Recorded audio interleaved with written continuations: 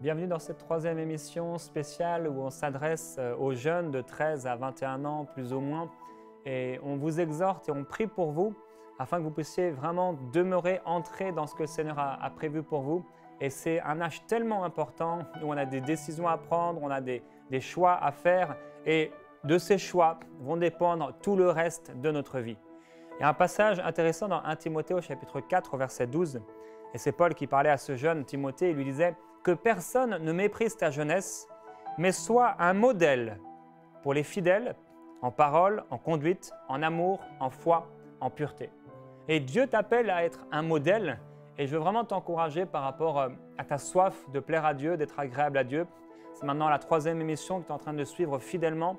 Et ça montre que dans ton cœur, il y a quelque chose de spécial. Il y a un désir d'accomplir la volonté de Dieu. Et ça, c'est excellent et ça, c'est parfait. Dieu t'appelle, là où tu es, au collège, au lycée ou quelle que soit l'école que tu fréquentes, à être un modèle. Dieu t'appelle à être un modèle à l'école, Dieu t'appelle à être un modèle en vacances, Dieu t'appelle à être un modèle au milieu de l'Église et dans l'Église. Dieu t'appelle à être un modèle dans ta famille. Tu dois être un modèle, un leader. Dieu développe des leaders. Dieu forme des leaders qui seront demain une influence, un modèle pour beaucoup de gens et parfois pour beaucoup de nations. Être un modèle, c'est l'appel de Dieu que le Saint-Esprit te fait aujourd'hui. Être un modèle en foi, être un modèle en parole, être un modèle en conduite, la façon dont tu vas te comporter dans ce monde, être un modèle en amour, être un modèle aussi en pureté. Dieu t'appelle à être un modèle dans tous ces domaines. Et je veux t'encourager à écouter, à réécouter ces émissions et surtout les versets qu'on développe dans ces émissions, à méditer ces choses-là. Dans Lamentation, chapitre 3, verset 27, il y a un passage qui m'a béni lorsque j'étais jeune et il est écrit « Il est bon pour l'homme de porter le joug dans sa jeunesse. » Et j'étais conscient lorsque je méditais la parole de Dieu, lorsque je priais et que j'allais à l'église, qu'il y avait quelque chose de particulier sur ma vie. Et il y a quelque chose de particulier sur ta vie. Je savais que puisque je connaissais Dieu, il m'a aimé avant que je l'aime. Il m'a sauvé, il m'a transformé, je marche avec lui, j'ai été sauvé et j'étais là à 14 ans, 15 ans, 16 ans, 17 ans. Je savais qu'il y avait quelque chose de spécial. Je savais que Dieu m'appelait à vivre différemment des gens de ce monde. Je savais qu'il devait avoir une différence entre ma vie et la vie de ceux qui étaient à côté de moi.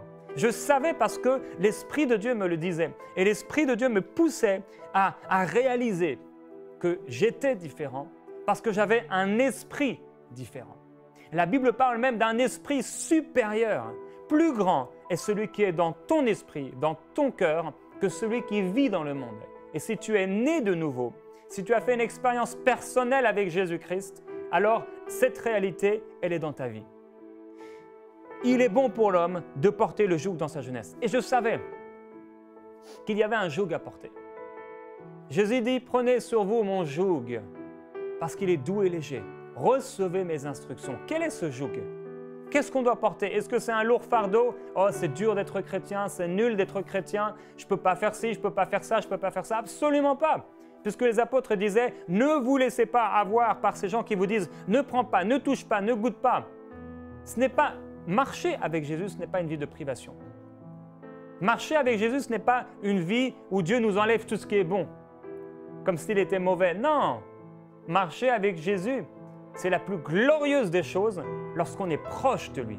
Par contre, lorsqu'on est religieux, effectivement, c'est la pire des choses. Les pharisiens vivaient la pire des vies parce qu'ils connaissaient une partie de la vérité, mais ils vivaient différemment de cette vérité. Et ils étaient constamment mal assis sur la chaise, constamment entre deux chaises, si on veut le dire.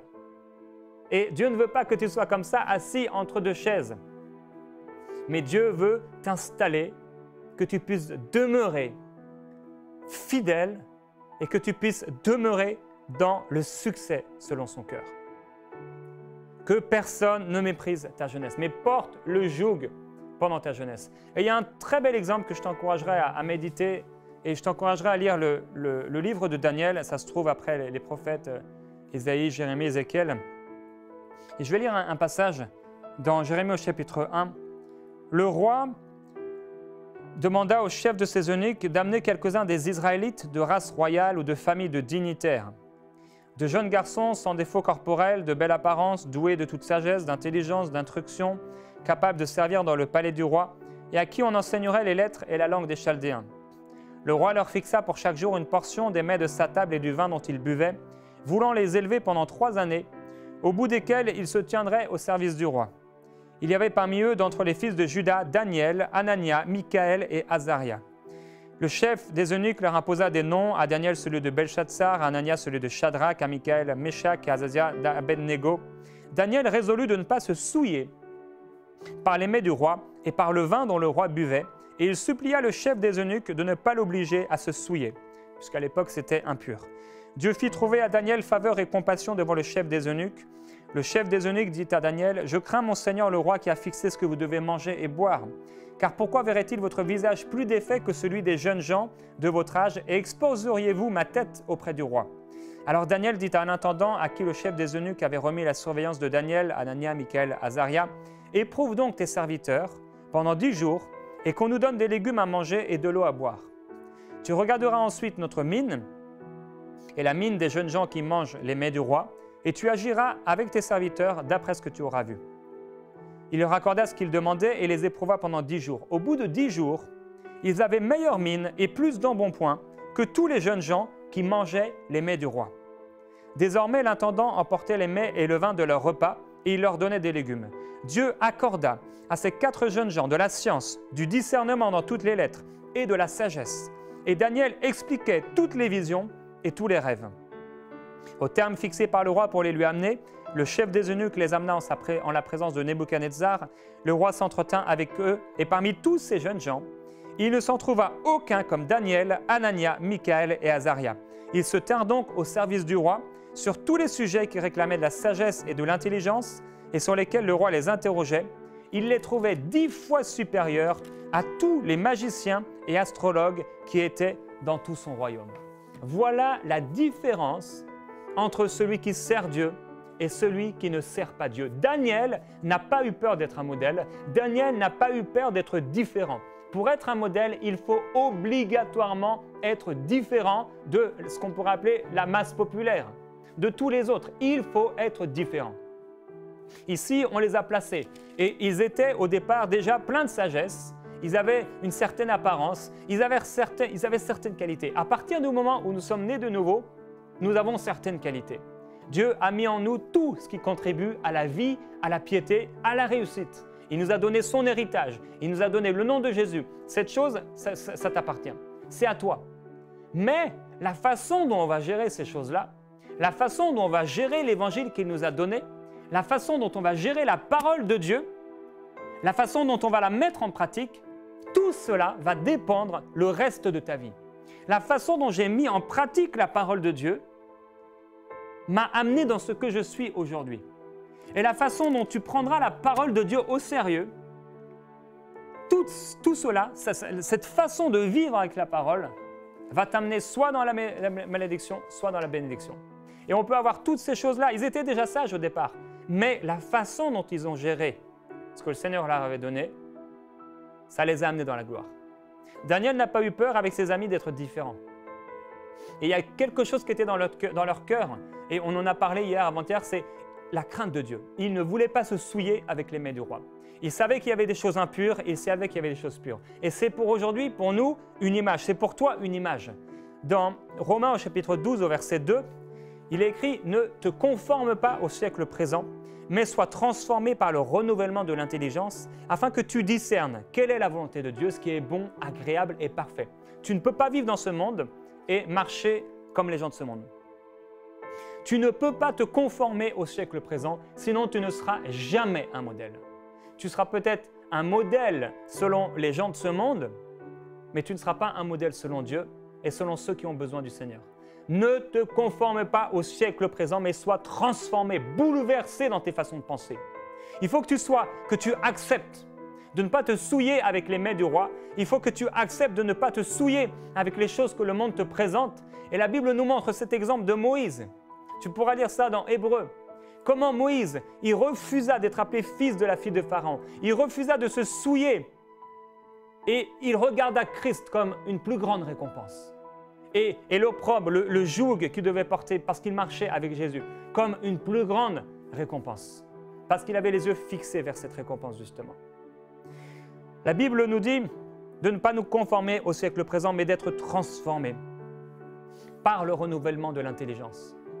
Daniel et ses amis ont reçu de la part de Dieu une plus grande sagesse, de plus grandes révélations, un plus grand discernement, parce que non seulement ils ont écouté la parole de Dieu, non seulement ils avaient tout cet héritage qui appartient à tous les chrétiens, à tous les enfants de Dieu, mais ils ont mis en pratique la crainte de Dieu, l'obéissance au cœur de Dieu. Dans Proverbe au chapitre 1 au verset 10, il est écrit à propos de toi, « Mon fils, ma fille, si des pécheurs veulent te séduire, ne te laisse pas gagner.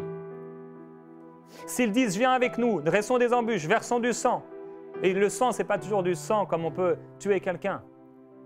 Tendons des pièges à celui qui se repose en vain sur son innocence. Engloutissons-les tous vifs comme le séjour des morts. Nous trouverons toutes sortes de biens précieux. Nous remplirons de butin nos maisons. Tu auras ta part avec nous. Il n'y aura qu'une bourse pour nous tous. Mon fils, ne te mets pas en chemin avec eux. Détourne ton pied de leur sentier, car leurs pieds courent au mal et ils ont hâte de répandre le sang. Il y a dans ton entourage des mauvaises personnes et que tu dois vraiment éloigner de toi. Peut-être tu l'as déjà fait et gloire à Dieu. On en a déjà parlé, on a prié pour ça et j'espère que tu as commencé à faire des choses et que tu vas le montrer. Il y a bientôt, selon le moment où tu écoutes cette émission, la rentrée et tu dois prendre un choix. Tu dois aborder toute rentrée ou toute nouvelle année, que ce soit en janvier, en septembre, avec une décision ferme du cœur en disant « je serai différent ». Je me souviens parfois je faisais ça, j'arrivais à une rentrée, je disais « je serai différent ». Je serai différent, je vais marcher avec Dieu. Et si tu demeures dans cette résolution, alors Dieu fera de toi la tête.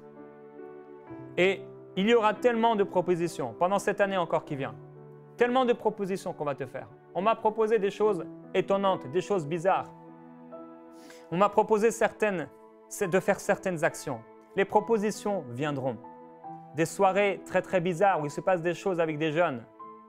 On va te proposer des choses. On va te proposer de boire, on va te proposer de te droguer peut-être, on va te proposer d'avoir des relations sexuelles et où tous les jeunes sont là et dans des maisons, il se passe des choses comme ça. On m'a proposé de ce genre de choses. Et peut-être on te proposera ce genre de choses. On va te proposer de faire telle et telle chose. Et dans une relation amoureuse, on va peut-être te proposer de faire telle et telle chose. Est-ce que tu vas faire comme Daniel ? Ou est-ce que tu vas faire comme tout le monde en te disant, de toute façon, moi je marche avec Dieu, j'ai Dieu, il n'y a pas de problème, Dieu me bénira. Comme Samson qui pensait que quand il avait livré son secret, il a méprisé son secret et le don de Dieu dans sa vie. Il pensait que lorsqu'il n'avait plus ses cheveux qui étaient vraiment l'image du don que le Seigneur lui avait donné, il pensait qu'une fois encore le Seigneur sera avec moi et le Seigneur n'était plus avec lui. C'est tellement important. Dieu t'appelle à être un modèle. Et dans Matthieu au chapitre 19, il y a un jeune homme qui a répondu à Jésus. Il dit, le jeune homme lui dit, j'ai observé toutes ces choses. Que me manque-t-il encore ? Et on peut se dire, ok, je ne vole pas, je ne triche pas, je ne mens pas. J'ai tué personne. Comme ce jeune homme, il avait voulu faire le bien. Mais Jésus lui dit, il te manque encore une chose, vends tout ce que tu as et donne-le aux pauvres. Et ça nous montre que quand on veut vraiment être un modèle, on doit faire le kilomètre de plus. On doit faire quelque chose de plus que les autres. On doit être plus passionné. On doit marquer une différence par nos choix, marquer une différence par notre cœur, marquer une différence par notre méditation, notre amour pour la parole de Dieu, notre amour pour la maison de Dieu. Parce que la crainte de l'Éternel enseigne la sagesse et l'humilité précède la gloire. Notre cœur doit être différent. Nos pensées doivent être différentes. Nos motivations doivent être différentes. Quand on marche avec le Seigneur, quand on veut être un modèle, nous devons être différents. Dieu nous appelle à cette différence. Tu dois être différent. Tu dois marcher avec Dieu. Et les gens doivent voir la gloire de Dieu sur toi. Et la Bible déclare qu'on verra la différence entre celui qui sert Dieu et celui qui ne le sert pas. Et dans Proverbe au chapitre 2, il y a un appel ici. Mon fils, si tu reçois mes paroles, si tu retiens en toi mes commandements, si tu prêtes une oreille attentive à la sagesse et si tu inclines ton cœur à la raison, oui, si tu appelles l'intelligence et si tu élèves ta voix vers la raison, si tu la cherches comme l'argent, si tu la recherches avec soin comme des trésors, alors tu comprendras la crainte de l'Éternel et tu trouveras la connaissance de Dieu. Et ici, dans tout ce passage, au chapitre 2, Dieu nous montre et Dieu nous enseigne tout ce qu'il a pour nous et comment il veut nous délivrer de l'homme pervers, de la perversité et des choses mauvaises. Il dit, les hommes intègres demeureront dans le pays. Aujourd'hui, Dieu t'appelle encore, particulièrement, à un temps de consécration. Et on a un sujet de prière de Solange qui dit, elle aimerait prier pour une jeune fille qui s'appelle Daphné et qui a envoyé son CV à plusieurs endroits pour trouver un travail, mais sans aucune réponse. Elle est découragée et aujourd'hui, l'ennemi l'a entraînée à poser un geste qui n'est pas à la gloire de Dieu pour combler ses besoins financiers. Et je veux prier pour Daphné. Il doit avoir une différence. Et on ne peut pas réagir de la même façon que les gens qui sont dans le monde. Et si tu es comme cette jeune fille, Daphné, et que parce que tu n'as pas réussi comme tu le pensais, parce que tu as essayé des choses et ça ne marche pas, parce que tu as essayé peut-être de trouver de l'amour et tu n'as pas réussi à trouver l'amour, à cause de cela, tu as été découragé et tu as posé des gestes qui ne sont pas à la gloire de Dieu pour combler ce besoin. Si c'est toi aujourd'hui, je veux prier pour toi. Je veux vraiment prier pour toi, afin que la puissance de Dieu descende sur toi et qu'il y ait une différence dans ta vie. Père, je prie pour ce jeune homme, cette jeune fille,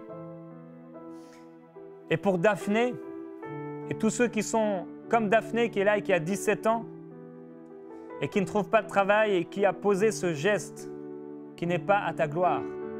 Quel que soit ce qu'elle a pu faire, je prie, Père, que ton esprit touche son cœur et qu'au lieu de vivre, de tomber dans le compromis, elle demeure fidèle. Elle choisisse le bien. Elle marche avec toi et il y a une différence. Je prie, Père, pour tous ceux qui écoutent, qu'il y ait une différence marquée, comme ta parole, qui est plus tranchante qu'une épée à double tranchant et qui vient séparer ce qui est charnel et humain de ce qui vient du ciel, de ce qui est divin. Je prie, Père, pour le jeune homme qui écoute maintenant, la jeune fille qui écoute, afin qu'il y ait une différence extraordinaire qui se manifeste. Je prie que ta puissance se manifeste dans son cœur et dans sa vie, et qu'il y ait une différence, et que la même sagesse que tu as fait reposer sur Daniel et ses amis, les mêmes révélations que tu leur as données, le même discernement, la même intelligence, la même passion, descendent sur elle, descendent sur lui. Père, merci, parce que tu dis dans ta parole, approchez-vous de moi et je m'approcherai de vous. Tu nous lances cet appel aujourd'hui de nous approcher de toi. Et tu dis que tu ne rejettes pas celui qui vient à toi. Père, quels que soient les manquements, les faiblesses, les péchés de cette personne, quels que soient les péchés de cette jeune fille, de ce jeune homme, quel que soit ce qu'il a pu faire, ce qu'elle a pu faire, ô Esprit de Jésus-Christ, manifeste-toi, révèle-toi. Merci parce que ton pardon est parfait. Et si tu as péché aujourd'hui, tu peux simplement dire, Père, pardonne-moi pour ce péché. J'ai commis le mal, j'ai fait le mal, j'ai essayé de réussir par moi-même, j'ai essayé de faire cette chose par moi-même. J'ai essayé d'obtenir, selon mes convoitises, telle et telle chose. Pardonne-moi, pardonne-moi, pardonne-moi. Et le Seigneur te pardonne, le Seigneur te libère, le Seigneur te guérit parce qu'il est bon et plein d'amour. Il est plein d'amour. Il doit avoir une différence. Je prie, Père, qu'il y ait une différence marquée. Là où tu es, tu peux prier après moi, je t'encourage à étendre tes mains vers le Seigneur et à prier après moi cette prière de consécration, cette prière d'abandon, à dire, Père Céleste, je veux être un modèle, je veux obéir à ta parole, je veux être un modèle en foi, je veux marcher dans la foi, je veux croire tout ce que me dit ta parole, vivre dans la foi. Je refuse le découragement. Je refuse l'incrédulité. Je refuse de marcher comme les gens de ce monde qui ne te connaissent pas. Je veux vivre par la foi. Jésus-Christ, je crois en toi. J'ai foi en toi. J'ai confiance en ta parole. Je déclare que ta parole est mon assurance. Ta parole sera ma colonne vertébrale. Ta parole est ma fondation maintenant. Je déclare au nom de Jésus que j'ai foi en ta parole. Je choisis maintenant de marcher dans la pureté, en toute pureté. Je veux marcher d'une façon pure. Je déclare que je garderai mon corps. Je resterai jusqu'au mariage vierge. Je ne ferai pas le mal dans le nom de Jésus. Je ne me souillerai pas. Je déclare que mon corps appartient à Dieu. Je marcherai en toute pureté dans mon corps. Mes mains ne se saliront pas. Ce que Dieu m'a donné dans mon corps ne se salira pas. Je ne salirai pas ce que Dieu m'a donné. Dans le nom de Jésus, je marcherai dans la pureté tous les jours de ma jeunesse et tous les jours de ma vie, dans la pureté. Au nom de Jésus. Alléluia.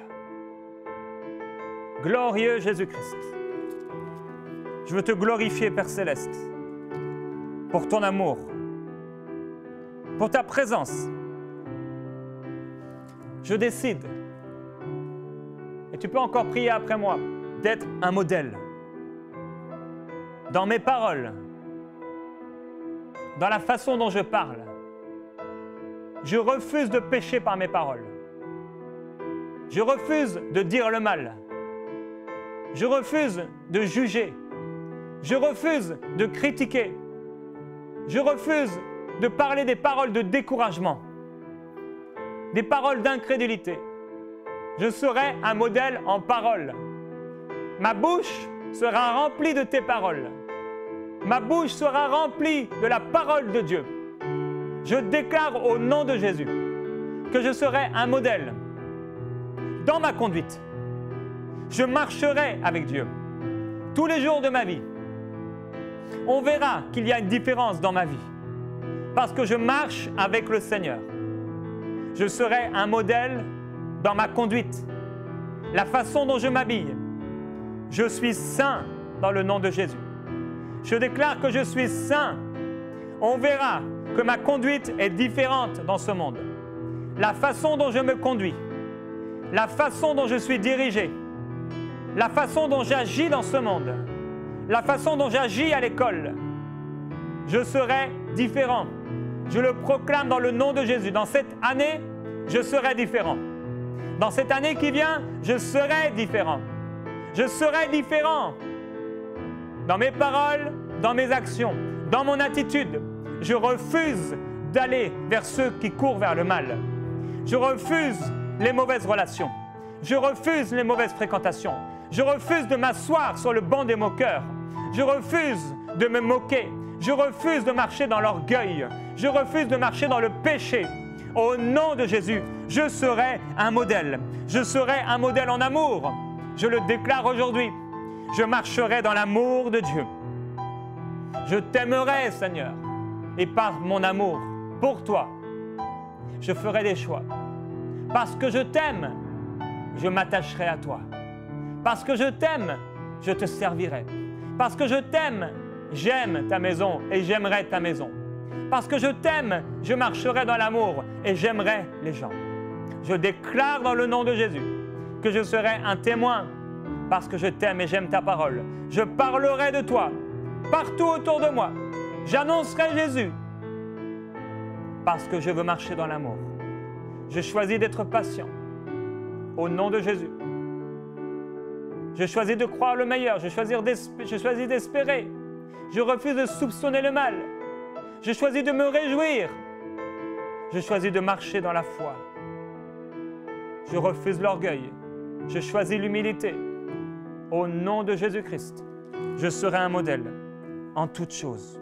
Un modèle pour les fidèles, un modèle dans ce monde, un modèle en parole, en conduite, en foi, en amour, en pureté, dans le nom de Jésus-Christ. Alléluia. Alléluia, si tu as fait cette prière dans la foi, le Seigneur l'a entendu et il va faire quelque chose de nouveau dans ta vie. Nous avons un autre sujet de prière. Je voudrais que vous puissiez prier pour mon fils Josias, de 19 ans, qui a tout abandonné, ses études, etc. Il a quitté la maison pour un problème d'addiction à la drogue. Que le Seigneur le délivre, qu'il revienne à la maison et qu'il reprenne ses études. Si vous voulez prier avec moi, alors que tu es là et que tu es en train de prier, commence déjà à être un modèle en priant pour quelqu'un que tu ne connais pas. Sois un modèle. Fais comme Jésus. Il est mort pour nous. Il a pris notre place. Il a aimé même ses ennemis. Il les a aimés jusqu'au bout.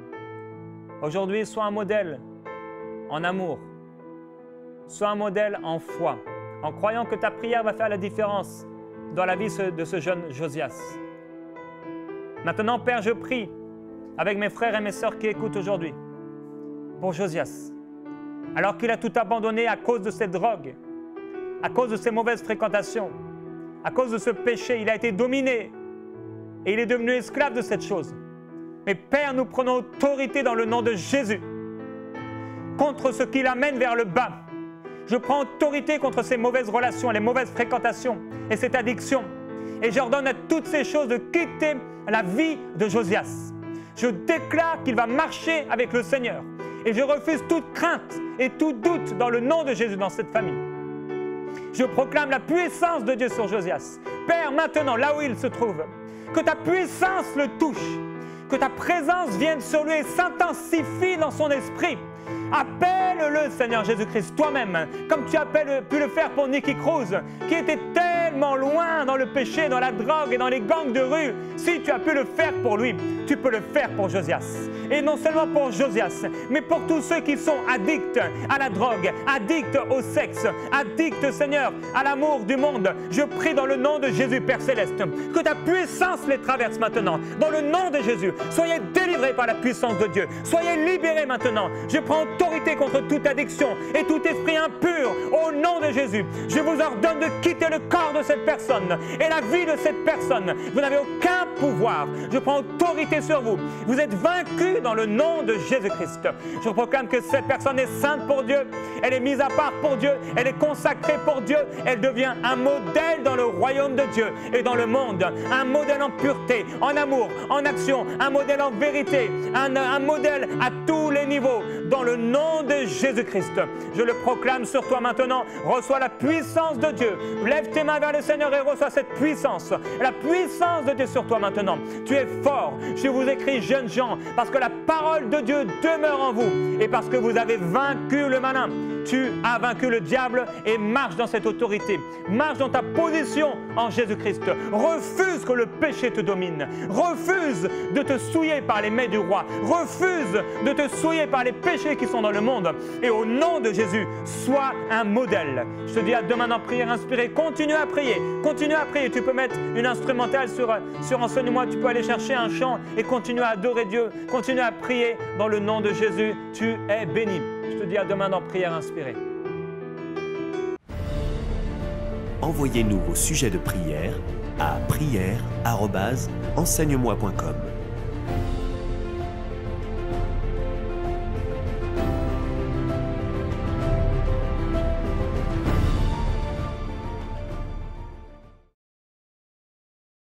Cette émission est rendue possible grâce au précieux soutien des partenaires d'Enseigne-moi Canal International. Retrouvez tous nos programmes sur enseigne-moi.com.